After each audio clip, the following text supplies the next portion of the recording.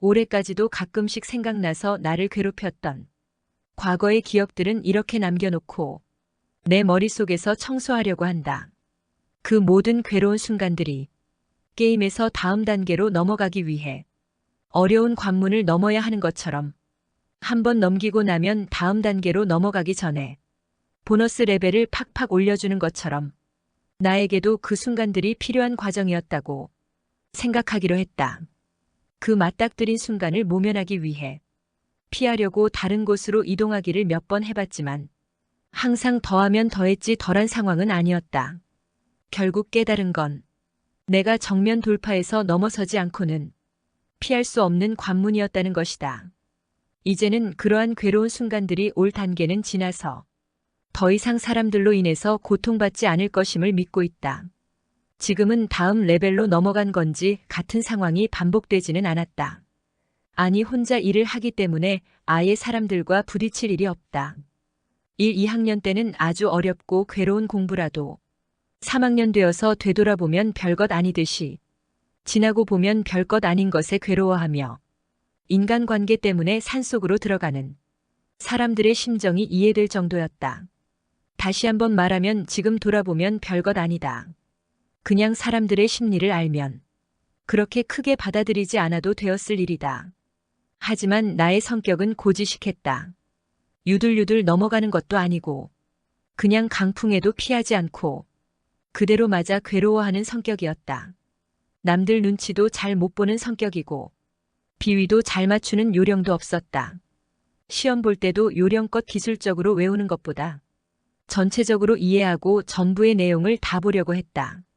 시험도 범위를 좁혀서 핵심만 외우면 분량이 작아지는데 너무 막연하게 생각하니 스트레스를 받고 결과도 기대 이하였다. 어제 외운 기출 문제 중에 나온 걸 그대로 고르면 되는데 그렇게 요령 피듯 외우는 건 내 실력이 아니라고 믿었다. 그래서 남들에게는 평범한 일이 나에게는 너무 큰 심적 부담을 주었다. 그래서 신이 나에게 그러한 과제를 내주었나 보다 하고 생각하는 게 편하다.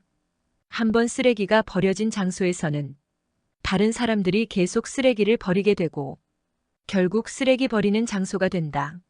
한번 남의 감정의 배출구가 된다면 다른 사람들도 똑같은 행동을 닮아가서 너무도 당연하게 여러 명이 뭉쳐서 자신들의 행동을 정당화한다.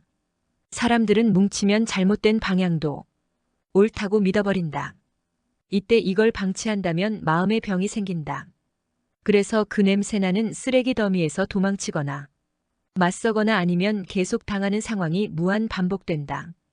괴롭히는 사람보다 더 무서운 사람은 그걸 방조하고 또 조장하기까지 하는 중간 관리자인 경우도 있다.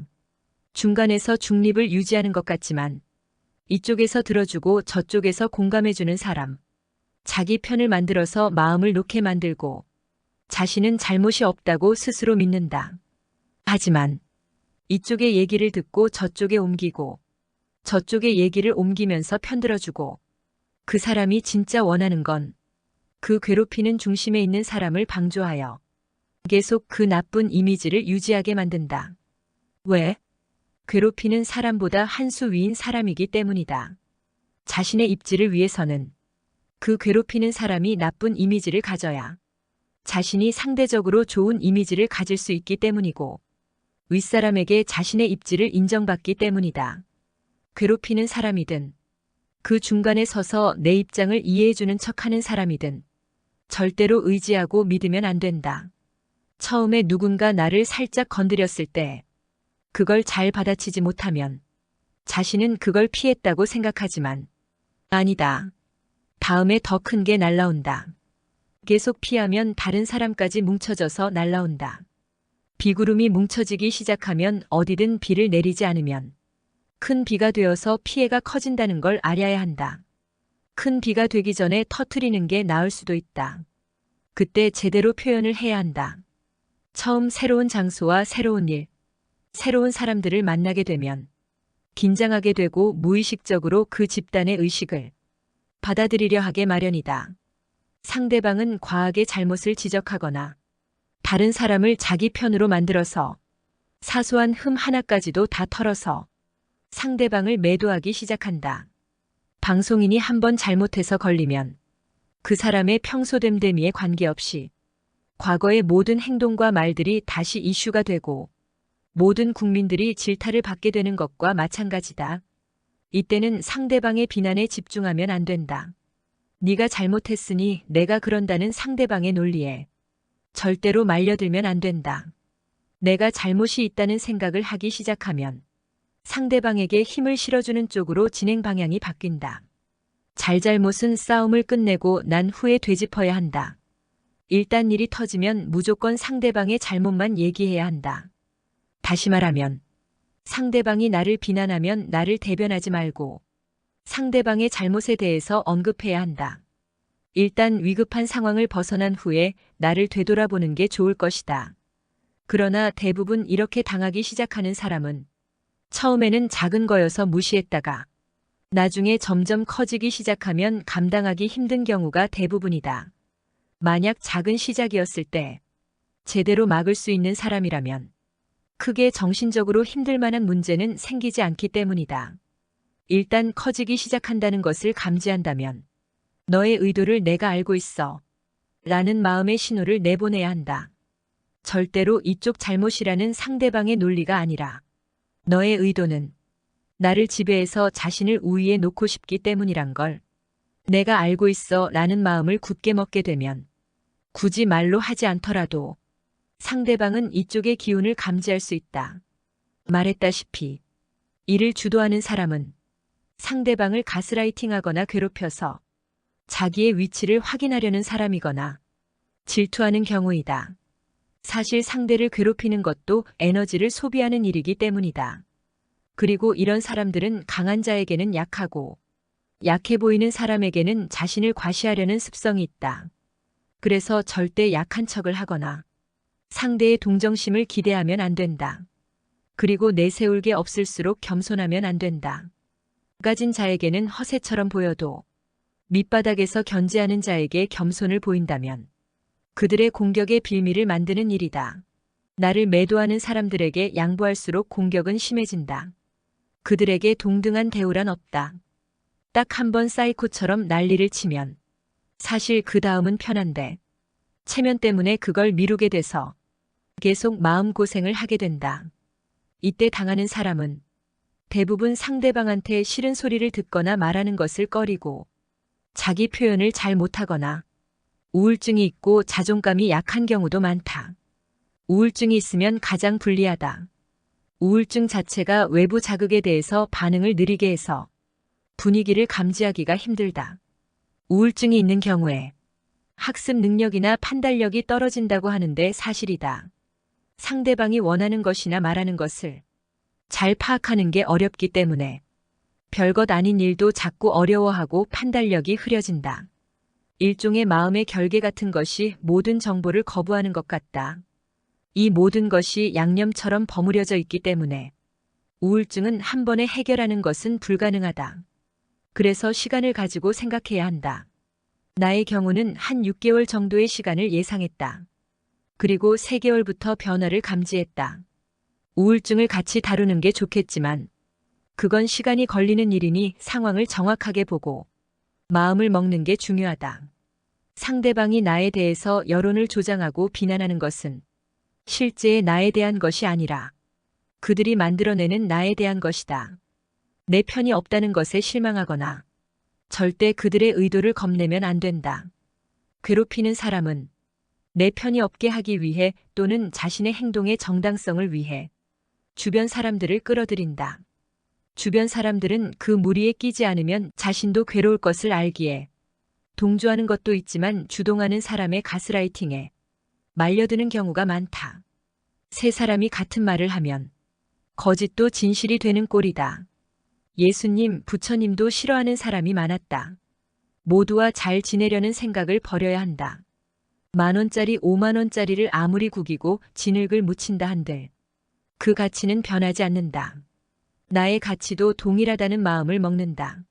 상대방이 만들어내는 나는 겉만 지저분해진 모습일 뿐 그건 상대방이 가치를 볼 줄 모르는 눈을 가졌기 때문이지. 실제의 내가 그래서 그런 건 아니라는 생각을 가진다. 그리고 시간이 지나면 그들이 말하는 내가 실제의 내가 아님을 사람들도 알아보게 되고 그 비난하는 사람의 입지도 좁아지게 된다. 그러니 인내할 수밖에 없다. 다른 데로 도망갈 수도 있겠지만 그러면 평생 도망만 다니게 될 것이다. 나의 경우는 도망쳐서 그들을 웃게 하고 싶지 않았다. 누구 좋으라고. 하지만 괴로워하면서 버티는 건 결국 내 자신도 괴롭히는 일임을 알았다. 버틴 결과 마음속에 자리 잡은 상처는 결국 나를 오래도록 힘들게 했다. 처음에는 나 혼자인 것 같지만 그런 마음으로 상대방을 대한다면 상대방도 그 기운을 차츰 느끼게 된다. 그리고 자신도 똑같은 상황임을 느낀다. 나의 경우는 그 주도하는 사람에게서는 마음의 벽을 만들었지만 자의반 타의반으로 거기에 동조하는 사람들에게는 주도자가 없을 때 잘 지내려고 했다. 그러니 그 주도자는 자신만 소외된 느낌을 결국 가질 수밖에 없었다. 자기들끼리 침묵을 과시하며 나를 따돌리더니 결국은 자기들끼리 질투해서 한 사람씩 떠나거나 혹은 개인적인 사정으로 사람들이 물갈이 되기도 했다. 그러면 주도자의 입지는 줄어들 수밖에 없다. 이렇게 몇 개월만 참으면 상황이 바뀔 수 있으니 마음의 여유를 가지고 장기전을 준비하는 게 나을 것이다. 그 주도자는 어느 때는 지나치게 살갑게 다가오면서 가스라이팅 하려고 하기도 한다. 남을 괴롭히는 사람들의 성격은 생각보다 단순하다. 의외로 자신의 일에는 마음이 너무 여리고 약한 모습도 있다. 주도자가 나와 가까워지려고 시도한다고 해서 마음을 열거나 약해지면 안 된다. 애초부터 다른 사람을 의도적으로 괴롭히는 사람은 좋은 의도가 아니라서 그 본 모습이 바뀌지 않는다. 사람에게 애초부터 기대를 하지 않는다면 상처받을 일도 없다. 내가 처음이니까 모르는 걸 물어보고 또 도움받는 게 당연하다고 생각한다면 상대방을 그걸 약점으로 이용하기도 한다. 그래서 모른다는 표현을 하지 말고 그게 드러나면 인정은 하되 상대방이 그걸 이용해서 기를 죽이려고 하면 처음이니까 모를 수 있으므로 나아질 수 있을 거라고 스스로 믿어야 한다. 그래야 상대방도 그 기운을 느끼게 된다. 나의 경우에는 그 직장을 벗어나면 그만인데 나이 먹도록 자립도 못하고 적응 안 되는 일을 새로 배워야 하는 나 자신에 대한 실망 때문에 괴로웠다. 하지만 그들에게 감사해야 할지도 모른다. 그렇게 감정적인 괴로움이 없었다면 나이가 있으니 그곳을 벗어나기보단 안전지대의 편안함으로 머무르려 했을 것이고 그렇다면 지금의 자유도 없었을 것이다. 당시 나는 그 직장을 벗어나기 위한 준비에 모든 에너지를 쏟으려 했다. 그러니 그들이 자기들끼리 무슨 감정 싸움을 하든 가스라이팅을 하든 나에게는 보이지 않았다. 오로지 목표는 1년 내에 돈을 벌기 위해 여러 일을 전전하지 않고 스스로 일을 만들어내서 자립하는 것뿐이었다. 그런 생각이 있었기에 뛰어내리고 싶은 순간에도 버티고 있었는지도 모른다. 그리고 그 에너지가 나를 그곳에서 벗어날 수 있게 도와준 셈이었다. 그들은 거기서 벗어날 수 없겠지만 나는 새로운 영역으로 나서는 두려움과 하기 싫은 일을 해야만 하는 고달픔이 거기서 버티는 것보다 나은 과정이라고 생각하고 그 기대와 희망으로 버텼다. 이건 나만의 특수한 경우라서 정신적으로 감당이 안 되고 나아갈 길이 보이지 않는다면 마지막 초강수가 있다.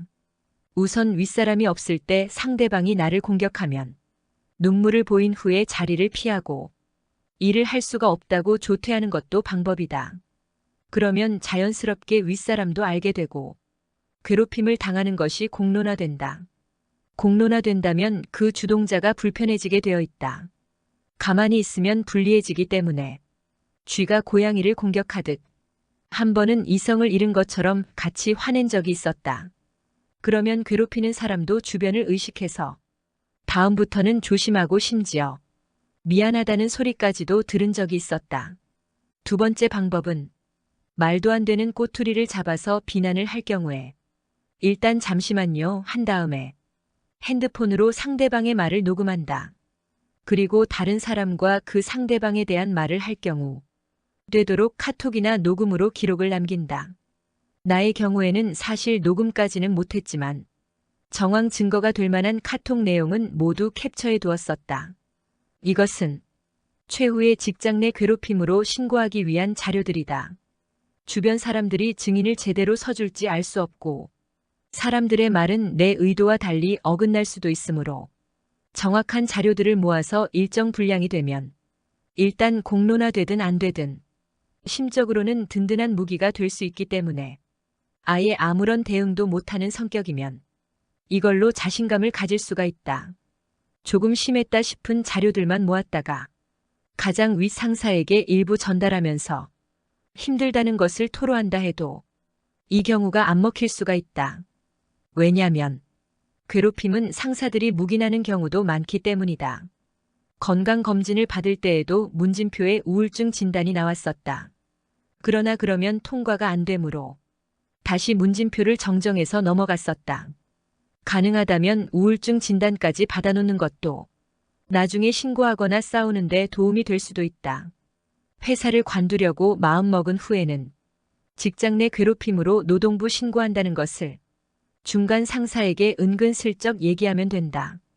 나의 경우는 실제로 신고하기 위해 준비를 했었다. 그래도 신고를 당하면 회사의 사장이 여기에 대해서 책임을 져야 하는데 사장이 그나마 배려해주고 신경 써준 걸 생각하고 참았다. 대신 마지막에 온갖 성질을 부리고 나왔다. 한 사람을 괴롭히는 사람은 다른 사람에게 잘 대해주다가도 어느 순간 똑같은 습관이 나와서 어차피 거기서 새로운 사람들은 모두 오래 못 버틴다. 결국 그 사람은 회사에서 비난을 면할 수 없다. 그러니 복수를 하지 않는다 해도 상대방은 그 대가를 충분히 받게 될 것이다. 괴롭다면 그 괴로움이 영원하지 않을 거라는 것을 믿고 또 가만히 있으면 더 심해지기만 할 뿐이라는 것을 알고 혼자서 괴로움을 짊어지고 사는 사람이 줄어들기를 바란다.